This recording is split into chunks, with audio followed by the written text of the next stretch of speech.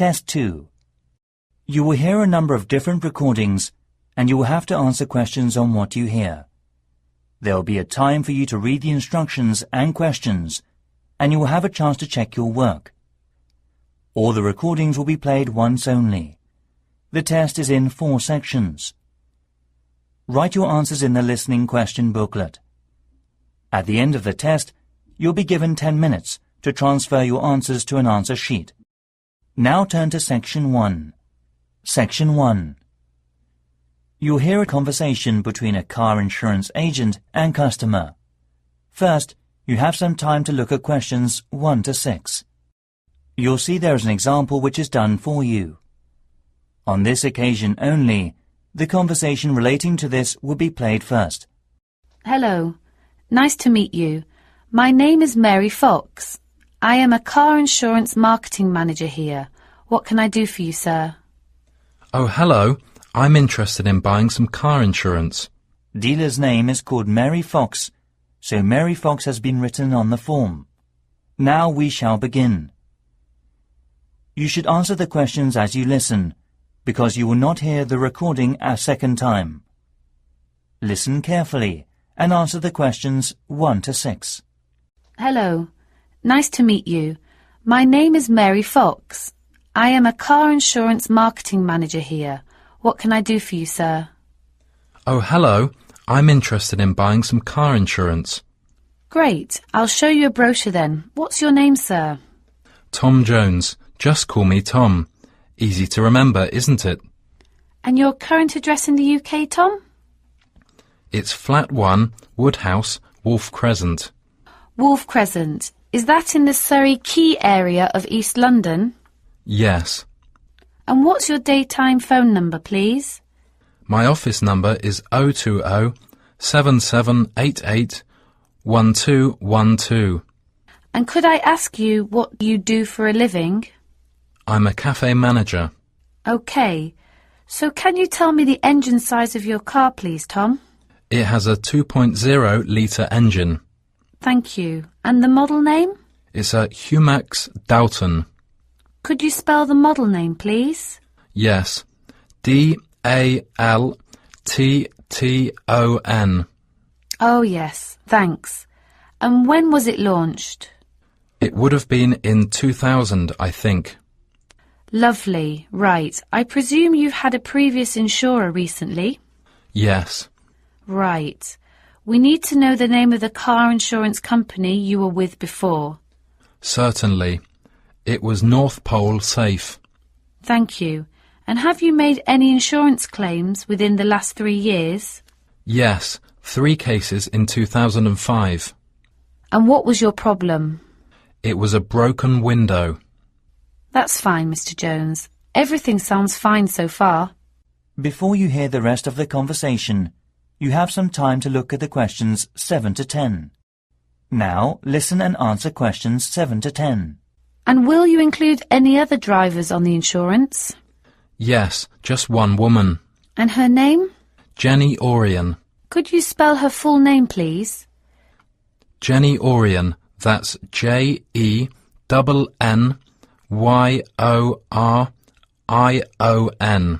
OK, thank you. And what relationship is she to you? She is my business partner. And what will you be using the car for? Well, mainly for business use. Business use. Will you be using it for delivery? Yes, always. Anything else? No, that's it. And finally, when would you like to begin the insurance? I need it from the 1st of February. Right.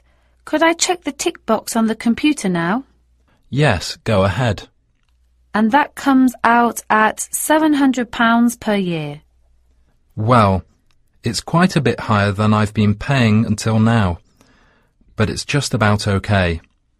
Great. How would you like to pay? Cash or card, sir? I'll use a credit card. Certainly, sir. That is the end of Section 1. You now have half a minute to check the answers. Now turn to Section 2. Section 2. You'll hear a tourism program.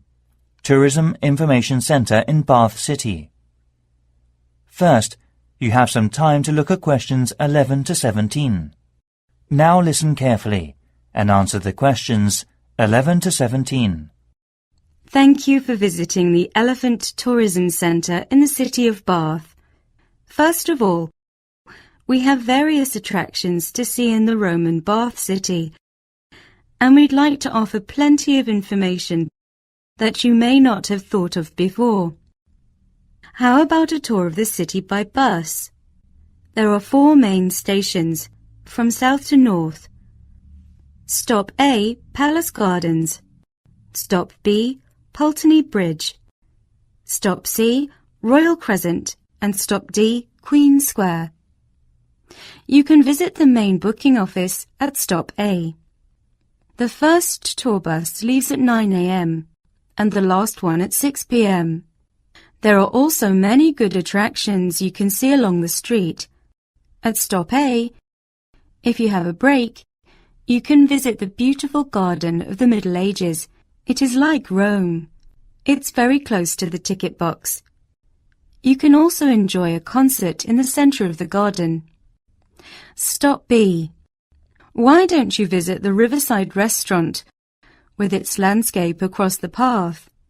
It is a place where you can sit and enjoy the spectacular views over the old hockey playground and ballrooms outside of the old buildings of the city. Stop C is the Royal Crescent, built between 1767 and 1774. It is a residential road of 30 houses, laid out in a crescent in the city of Bath, England. It was designed by the architect John Wood. It is among the greatest examples of Georgian architecture to be found in the United Kingdom, and is a Grade 1 listed building. Further along at Stop D, Queen Square.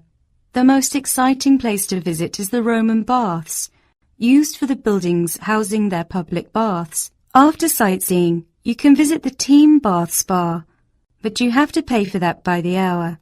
Before you hear the rest of the program, you have some time to look at the questions 18 to 20. Now listen and answer questions 18 to 20. Besides, there are city boat tours. 2 local tour companies give special services.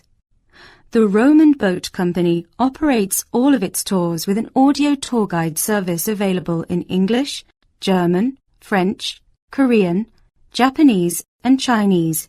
Tours leave from 9 a.m. every 30 minutes. The boat departs from the Palace Gardens. Tickets are valid for 48 hours. Another company, the Best Boating View Company, is available with a live commentary in English only. Boats depart from Pulteney Bridge every hour from 9:30 a.m., with the last boat departing at 6:30 p.m. This service also offers refreshments free of charge. That is the end of section 2. You now have half a minute to check the answers. Now turn to section 3. Section 3. You'll hear a conversation between student Tom and a tutor about a voluntary program.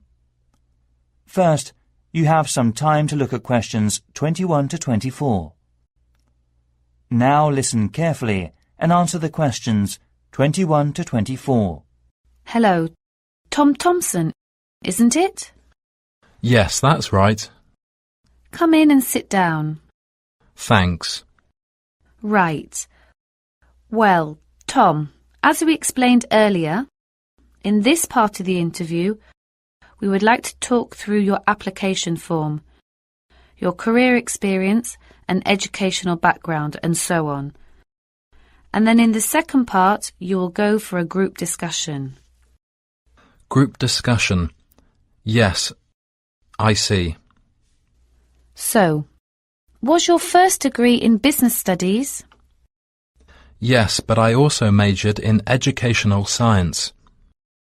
And you graduated in 2002. And I know you have been doing some teaching. Yes, I worked as a volunteer in a primary school in Vietnam. I was there for about 3.5 years in total, from 2003 to 2006. Great. What kind of organisation was it? It's a voluntary organisation called Asian Cross. Okay, yes, I have heard of it. It operates in several Asian countries, doesn't it? And what kind of school was it? A rural primary school in a shanty town. Right. And what did you teach? A variety of subjects in different areas. I did mainly arithmetic with levels 1 to 3 and some English conversations with level 5. Then in my final year I took on some construction and gardening. That's level 6. Right, that sounds great. I also ran the subsistence farming in a rural area with residents. How interesting. Before you hear the rest of the conversation, you have some time to look at the questions 25 to 30. Now listen and answer questions 25 to 30. And how did you join the voluntary organisation? Actually, a friend mentioned them. The Asian Cross do applying enlightening and make voluntary works and so forth. So, what did you get from them? Well, I was so happy to help the people with my efforts. At the end, I was so proud of myself as a volunteer. Sometimes I was really sharing a lot and understanding the others. I see. And I also found I was able to improve my vision and dream for the future dramatically. I made up my mind to extend my voluntary work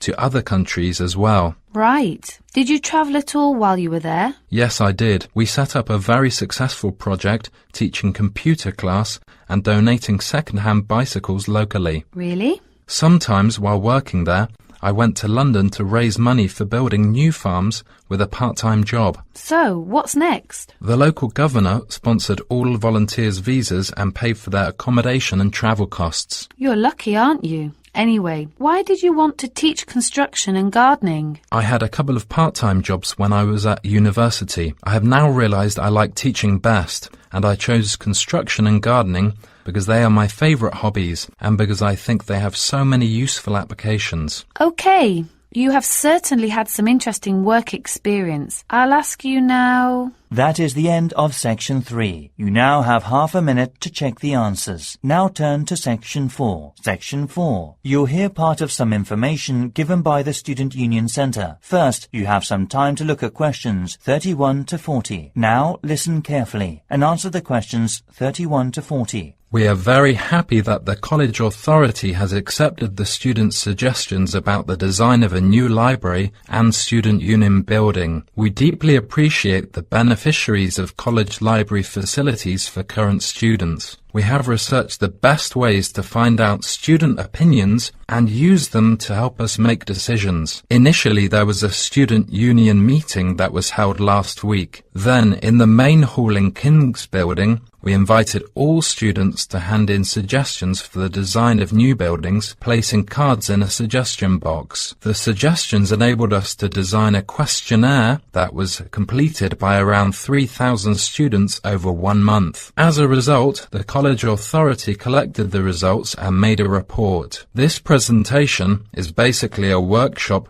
based on the main points that came up in the questionnaire. Most of all, regarding the critical areas of the site, we reviewed the 4 options which you have suggested. Number 1 will be in the centre of the college, near the fountain. Number 2 will be at the corner at Maple in the north. Number 3 will be near the student accommodation building, and number 4 will be near the business school. We have reflected students' need to cite reasons for or against these sites, so there are a number of issues with all 4 sites. It seems site 1 was so crowded and noisy. Site 2 is a popular choice because it's quiet and a short distance from the lecture rooms. Site 3 was unpopular due to parking problems. Finally, number 4 was too far from the other colleges. Furthermore, our second suggestion for the Student Union building is obviously the facilities for leisure and sports. We would like a big fitness centre and, if possible, a swimming pool that is close to competition size. Also, we want to set up a variety of things that cater to students' needs, such as a job centre travel agent, language centre for international students, internet cafe, and so forth. Additionally, at the Student Counselling Centre and Luxury Refectory